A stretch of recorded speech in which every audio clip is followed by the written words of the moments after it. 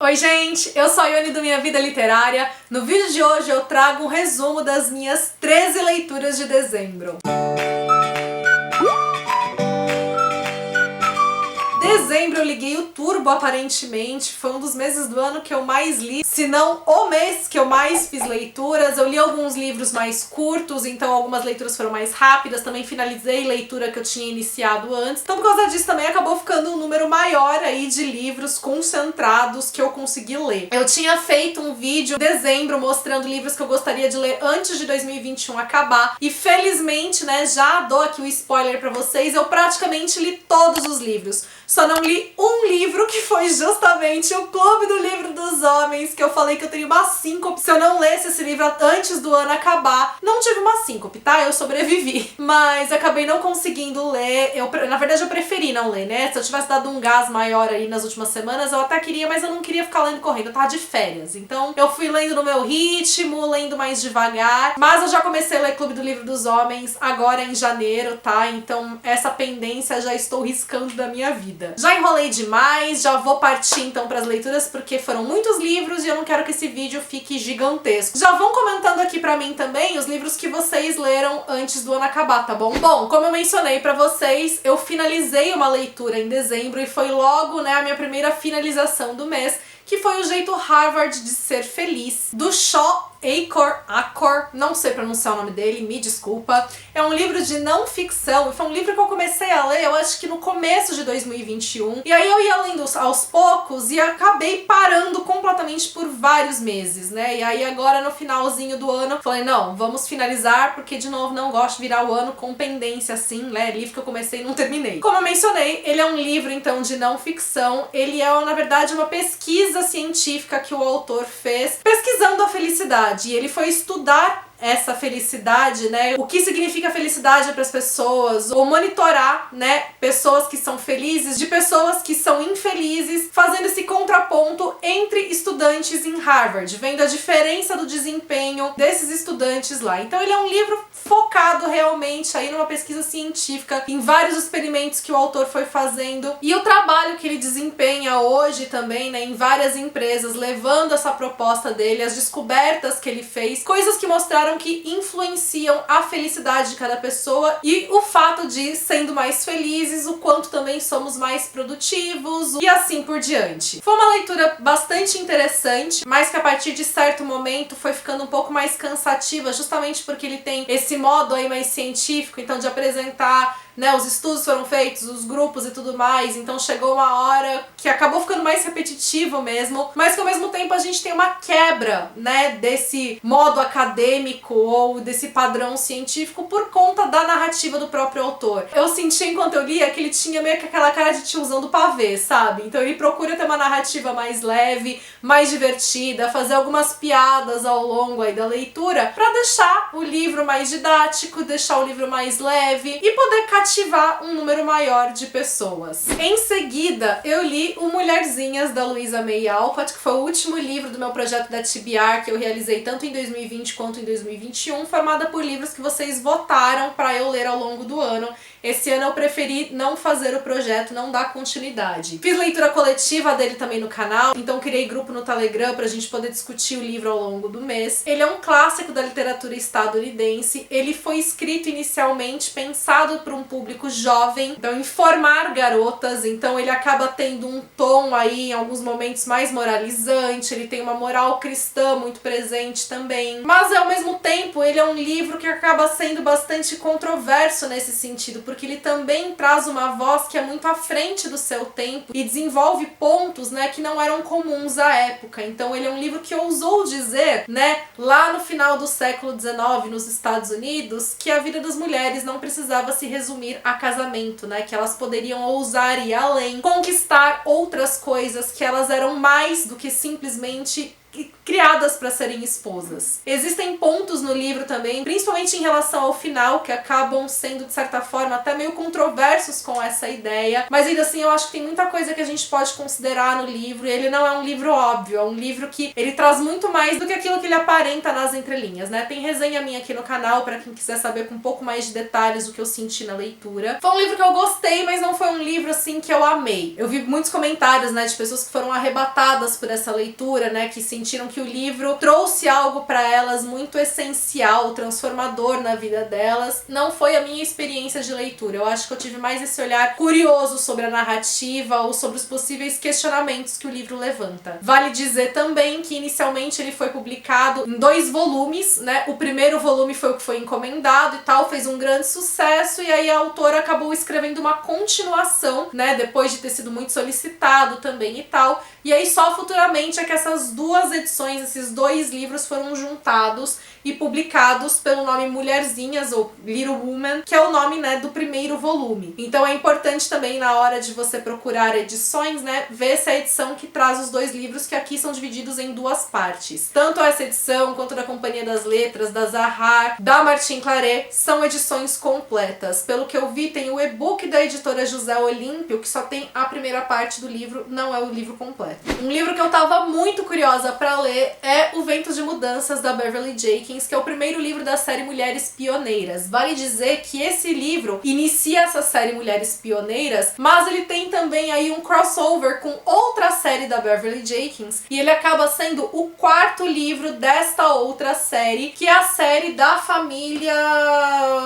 cadê? Levesque, que é a família do mocinho dessa história. Então já existe uma série com esses outros personagens e houve esse crossover entre essas 2 séries. E aí também, né, só por curiosidade, Ventos de Mudança é o título de um dos livros desta outra série, né, dos irmãos Levesque, é o título em inglês. O título original deste livro aqui é Rebel, né, que seria rebelde. Mas enfim, aqui é só curiosidade mesmo, tá? Bom, nesse livro a gente acompanha a história de uma professora preta no sul dos Estados Unidos após o período de guerra de secessão, de guerra civil, que é mais ou menos o mesmo período que se passa a história de Mulherzinhas. E essa professora, ela tem como missão, né, reerguer, ajudar aquela comunidade, dar aulas para aquela comunidade. Só que ela vai ter esse trabalho prejudicado quando ela sofre um assédio ali de supremacistas que acabam também destruindo a escola onde ela dá aula. E ela acaba recebendo a ajuda, então, do capitão Drake Levesque, e é assim que ela vai conhecer, ele vai conhecer a família dele. Ele é um arquiteto, nascido ali em Nova Orleans, ela vem de Nova York, ela vem de outro lugar, ela é noiva de outro homem, e vai surgir essa atração entre os dois com todos os questionamentos, né, que vão fazer parte ali, principalmente porque, de novo, ela tá noiva de uma outra pessoa. A escrita da Beverly Jenkins é muito fluida, é muito rápida, ela tem aqui uma escrita também mais direta, então ele é um livro que também não é tão longo. Eu gostei demais de como ela desenvolveu os personagens, de como ela criou a história. A gente tem pontos levantados aqui que eu achei incrível, principalmente porque eles são muito incomuns em livros de romance de época. Então, ao mesmo tempo que o livro ele tem essa cara, né, da gente encontrar elementos que são típicos de um romance de época, ele vai além desses clichês, aí, entre aspas, porque a gente tá falando de personagens negros que não costumam protagonizar esses livros. A gente tá falando de uma história que se passa nos Estados Unidos, não no meio da aristocracia britânica, que é o mais comum que a gente vê. E essa própria questão, né, do noivado que ela tem aqui também foi um ponto que eu achei excelente na trama,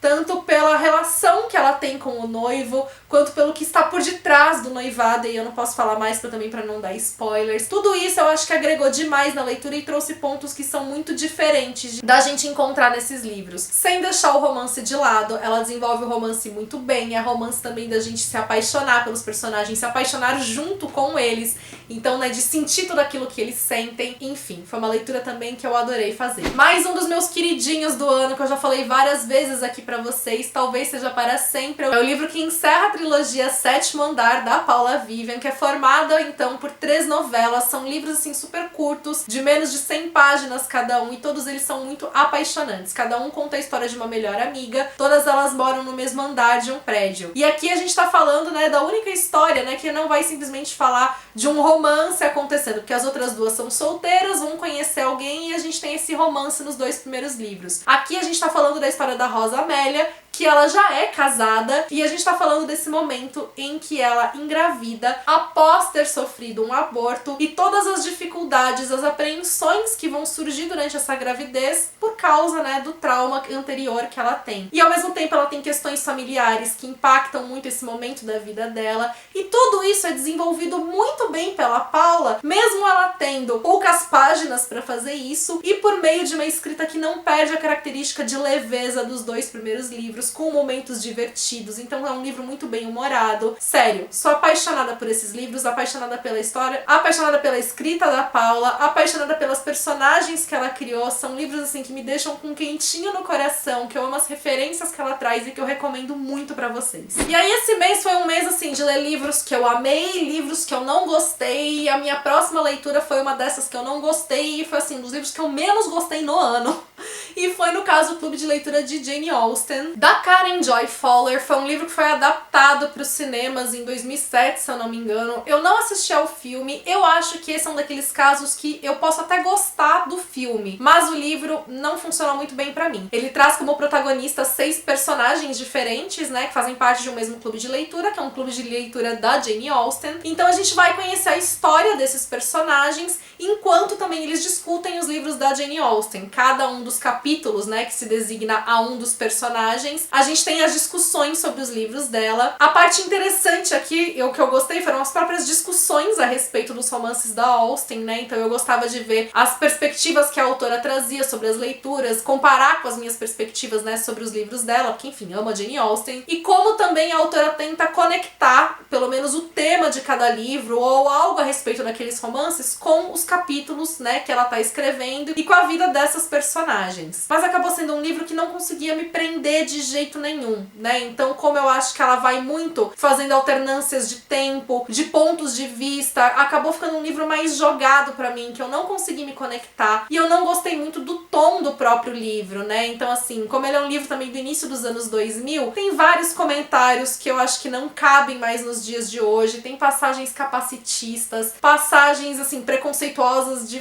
várias formas, então é um livro, né, que também aí não envelheceu lá muito bem, na minha visão, né, e que enfim, eu acabei não conseguindo me conectar de jeito nenhum, mas que ainda assim eu fiquei curiosa pra ver o filme, porque talvez, dependendo de como o filme for desenvolvido, pode ser que funcione, né, nas telas e, enfim, em algum momento da vida talvez eu assista. Aí logo depois, né, eu fui pra um livro que eu amei, foi um dos melhores do mês, um dos melhores do ano, e foi um livro que eu devorei, que eu não conseguia parar de ler, que é o Kindred, da Octavia Butler. Então foi meu primeiro contato com a escrita dela, e a gente aqui tem como protagonista uma mulher que ela acaba viajando no tempo, né, então ela se muda pra um apartamento com o marido, no dia do aniversário dela, ela tem uma vertigem e ela acorda em outro século, em outro estado, num momento completamente diferente. Depois ela retorna pra casa dela, né, ela percebe que é uma diferença temporal, ela passou segundos desaparecida na casa dela, mas ela acabou passando mais tempo nesse lugar onde ela estava, e aquilo acaba acontecendo de novo, e ela fica indo e voltando no tempo. E a questão é que ela vai pros Estados Unidos, pro sul dos Estados Unidos, durante o período de guerra civil, ela sendo uma mulher negra, um período em que existia ainda escravidão nos Estados Unidos, então um período completamente perigoso para ela se estar, e mais do que tudo ela percebe, né, que essas idas e vindas no tempo tem a ver com um garoto branco que ela encontra lá, que é filho de um dos senhores, né, de escravos que existem ali, e ela passa a desenvolver uma relação com esse garoto, e uma tentativa dela também em tentar fazer com que ele cresça não sendo um garoto do tempo dele, né, em tentar trazer mudanças para ele, né, em tentar fazer ele enxergar coisas que tem a ver com o absurdo ali daquela época, para ele simplesmente não ser, né, mais um senhor de escravos branco praticando racismo e tudo mais. A escrita da Octavia Butler é uma escrita também muito direta, ele não é um livro assim com grandes floreios, não é uma escrita rebuscada, e é uma escrita completamente envolvente, e o fato dela ser tão direta assim, tanto traz agilidade pra trama, como também intensifica as sensações que o livro causa na gente, que é uma sensação de angústia enorme. Ele é um livro que ele tem uma violência muito explícita, e é uma violência que precisa estar aqui, porque ela tem a ver com o período retratado, não dá pra gente falar desse período sem tirar a violência dele, e a gente precisa lembrar o quão violento foi o período de escravidão, não só nos Estados Unidos, mas ao redor, né, de todos os países que tiveram escravidão, porque é algo que impacta até os dias atuais, né, é uma coisa recente na nossa história, e a gente não pode achar que não tem mais nada a ver com os dias de hoje, que não tem a ver com a divisão social que a gente tem, com o racismo que existe até os dias de hoje. E o fato, então, dessa escrita ser muito direta, né, realça essa violência que é retratada aqui também, e em todas as sensações de angústia que a gente vai ter ao longo do livro. Eu achei incrível como a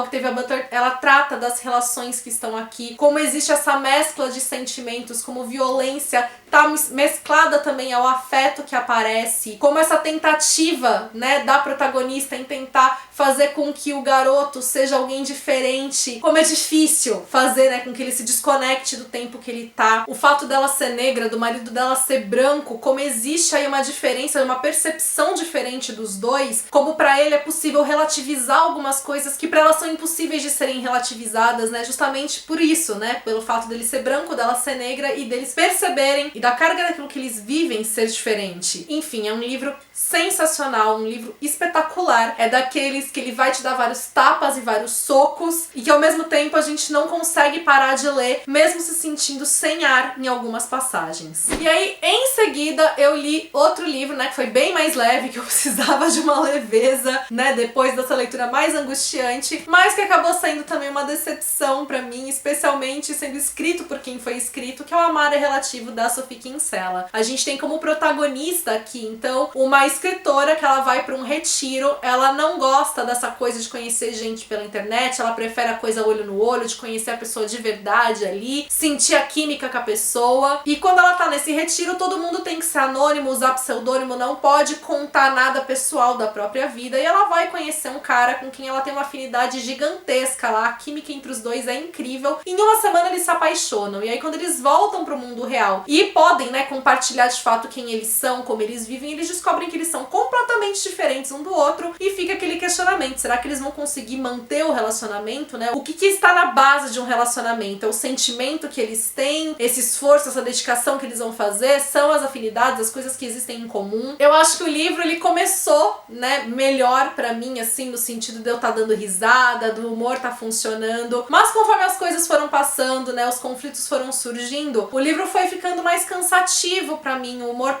foi parando de funcionar e eu fui ficando com aquela sensação de pra onde que essa história tá indo, o que que tá querendo ser debatido, porque assim, foi um livro que acabou ficando sem uma grande mensagem ou uma mensagem que tenha conversado comigo. Eu não gostei de como a Sophie Kinsella desenvolveu a história, de como ela desenvolveu a protagonista, eu não consegui me conectar com essa protagonista. Tem várias coisas aqui que ela fala ou que ela faz que eu ficava tipo, amada, não, sabe? Se eu fosse o cara, assim, eu já tinha meio que corrido pras montanhas. Eu achei muito mais fácil me conectar com ele, eu entender o lado dele do que dela mesmo, sabe? Eu acho que a Sophie Kinsella, ela ainda faz uso, né, de um estilo, de coisas que aparecem nas histórias que talvez tenham funcionado pra mim, né, anos atrás, mas que hoje já não conversam mais comigo, não conversam mais com quem eu sou, não fazem mais sentido pra mim. E foi por causa disso, né, que o livro acabou me decepcionando. Eu acho que eu não sei se eu não sou mais a leitura de Sophie Kinsella, não sei como vão ser com livros futuros dela, mas os últimos livros que eu li dela já não conversaram mais comigo, né? Então eu tô aí com essa impressão de que eu não sou mais a leitura ideal dela, né? As coisas que ela escreve hoje já não fazem mais assim tanto sentido pra mim. Assim, foi uma leitura fluida, foi uma leitura com passagens divertidas, mas que me ofereceu muito menos do que outros livros dela já me ofereceram em outros momentos. Bem, aí depois da decepção eu voltei a ter assim uma leitura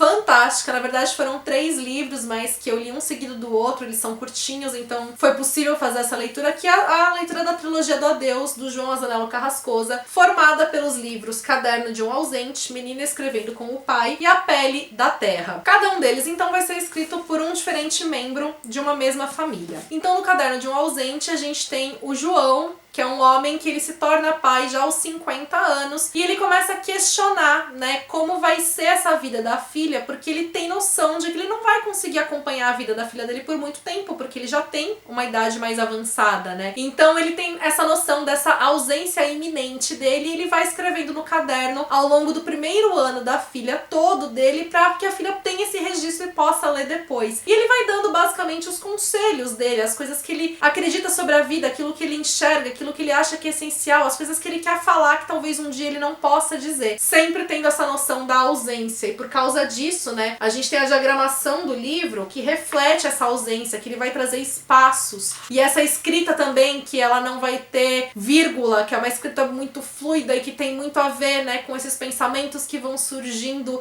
e com essa noção de passagem do tempo. Foi um dos livros, assim, que virou um dos meus livros favoritos da vida. Eu acho que eu nunca li algo tão bonito quanto esse livro, sabe? Tá, já li muita coisa bonita, mas assim, eu achei tudo muito lindo. Tanto as coisas que ele diz, a forma como ele diz. Fiz diversas marcações, é um livro que eu pretendo retornar com certeza em outros momentos da minha vida. Já os outros dois livros, eu vou falar aqui de uma forma mais geral, são O Menino Escrevendo com o Pai e O A Pele da Terra. No Menino Escrevendo com o Pai, a gente tem a Bia, que é a filha do João, relembrando então a infância e adolescência dela ao lado do pai, ela já com seus 20 e poucos anos, né? E falando dessa relação dos dois. E no A Pele da Terra, a gente tem o filho mais velho do João, o irmão da Bia, né? Eles são filhos de mães diferentes. E ele fazendo uma peregrinação com o próprio filho, fazendo os caminhos de Santiago, depois de ele ter se separado, né, da mãe do filho dele. Então a gente tem de novo, né, essa temática das relações familiares, com essa escrita que é característica, né, do Caderno de um Ausente, sem vírgulas e tal, com diagramação diferenciada, uma escrita mais experimental que tem a ver cada um com os dois livros. Eu acabei gostando menos desse do que eu gostei de Caderno de um Ausente. Entre os dois eu gostei mais do A Pele da Terra, mas ainda assim são dois livros também fantásticos. A trilogia inteira é maravilhosa, é de uma sensibilidade assim ímpar. E aí outra leitura assim que eu sentei e li, né, foi muito rápido de se fazer, foi O Agente Dá Certo, do Pedro Poeira, que é meu amigo, é uma pessoa por quem eu tenho um carinho enorme. Eu já era apaixonada pela escrita dele em Um Adivinha Quem Não Voltou para Casa, e aqui, né, consolidei mais essa impressão. Nessa história a gente tem o Caetano, que descobre que a família dele tá querendo enviar a avó dele, que é a avó Cecília, para um asilo. Ele descobre que a avó teve uma paixão aí da adolescência, uma paixão antiga de verão, com quem ela trocou muitas cartas, e aí, munido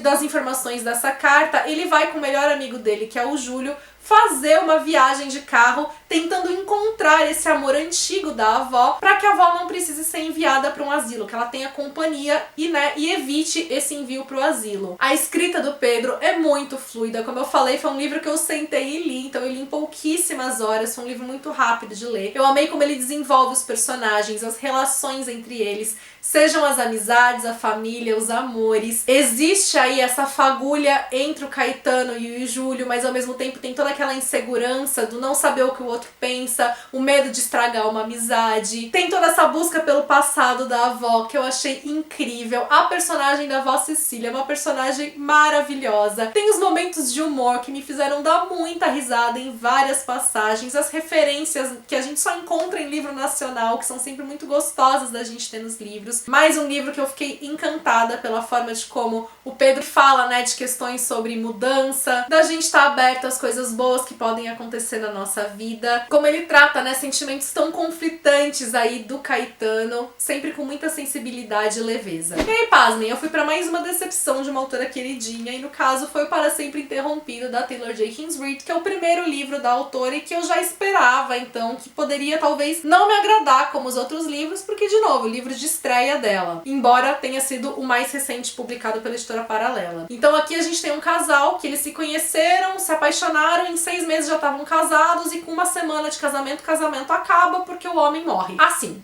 Tá? É um livro que ele intercala passado com presente, o passado aí, né, desde a reconstrução da relação dos dois, como eles se conheceram, até eles se casarem e tal, porque a gente tem também, né, alguns segredos envolvendo esse casamento, algumas coisas que não estão muito bem explicadas, que tem a ver também com os receios da própria protagonista, e os momentos, então, dela lidando após a morte dele, e ela tendo que lidar principalmente com a mãe dele, lidando com as próprias questões familiares, ela tem uma relação meio complicada com os próprios pais. Então tudo isso que surge na vida dela, dela ter que se entender, dela ter que se resolver com o próprio passado pra ela conseguir seguir com a própria vida. Eu gosto dos temas que a Taylor trabalha, eu gosto dessa premissa da história, dela colocar os personagens numa situação assim tão dolorosa e falar, tá, e como que a gente lida a partir daí? Mas eu acho que, como a Taylor tava começando, eu acho que faltou aí, né, mais maturidade mesmo como escritora pra se aprofundar melhor nessas questões, desenvolver melhor os vários personagens. Então eu não consegui ter aquela conexão que eu tive em outros livros. Tem vários pontos que ela coloca aqui que eu nem consigo enxergar como pontos da Taylor, né? Porque dá pra perceber que a autora foi mudando com o tempo, passou a entender essas coisas de outra maneira, né? Então tem algumas falas, alguns comentários aqui que não encaixa nas coisas que aparecem nos livros da Taylor, né? E desse em diante. Então que mostram essa mudança da autora, mudança de visão de mundo dela. E assim, não é que foi um livro péssimo e tal, só não foi um livro da Taylor que a gente conhece hoje, o que faz sentido, né, gente? Porque ela tava começando, então é muito bom ver, né, o quanto ela evoluiu nos livros seguintes. E eu amo todos os livros seguintes dela. Esse aqui foi o único que eu li e foi tipo, ok, tem coisa que eu acho que não foi legal e tal. O único livro dela, assim, que eu critico.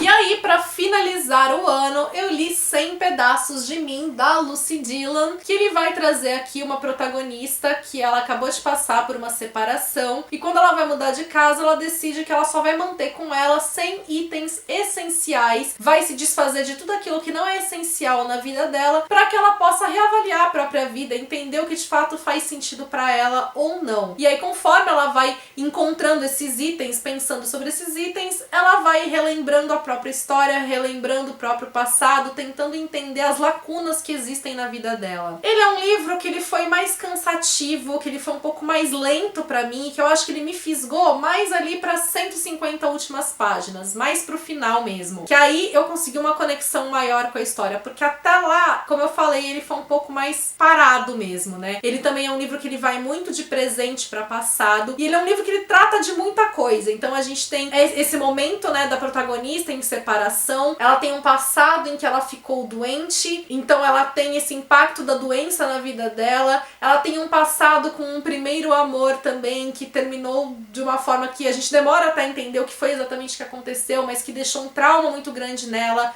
deixaram muitas perguntas pra ela, ela tem uma relação complicada com a mãe, então assim, são muitos temas que são abordados, e que quando foi chegando mais pro fim, eu fui gostando de como a autora foi amarrando tudo isso, mas até chegar nesse ponto, como eu mencionei, foi uma coisa assim um pouco mais distante. Ele é um livro que ele é leve, embora ele trate de temas mais complicados, ele tem esse tom mais sensível, não é um livro engraçado, mas que traz uma história muito bonita, com uma mensagem muito bonita, né? Então ele é um livro que ele vai falar muito também sobre a gente realmente se desapegar das coisas e de sentimentos que não tem mais a ver com a gente, que não contribuem para quem a gente é, e focar nas coisas que realmente importam e principalmente focar no nosso presente, no nosso agora, porque é quando a gente realmente está vivendo, né? E o que dá sentido, o que dá significado pra nossa vida. Falei na missão de fazer um vídeo curto, vocês me perdoem, mas eu espero que tenha sido proveitoso pra vocês. Contem pra mim dos livros que eu li, quais vocês mais gostaram, quais vocês ficaram interessados, quais vocês já leram, e também não deixem de me contar as leituras que vocês fizeram em dezembro. Gostou desse vídeo? Deixa sua curtida, isso ajuda muito na divulgação do meu trabalho. Pra quem é novo por aqui, seja bem-vindo. Já aproveita, se inscreve e ativa o sininho pra não perder nenhuma notificação. Me acompanha também nas demais redes sociais, que por lá a gente tem um contato mais próximo. Beijos pra todo mundo, até o próximo vídeo.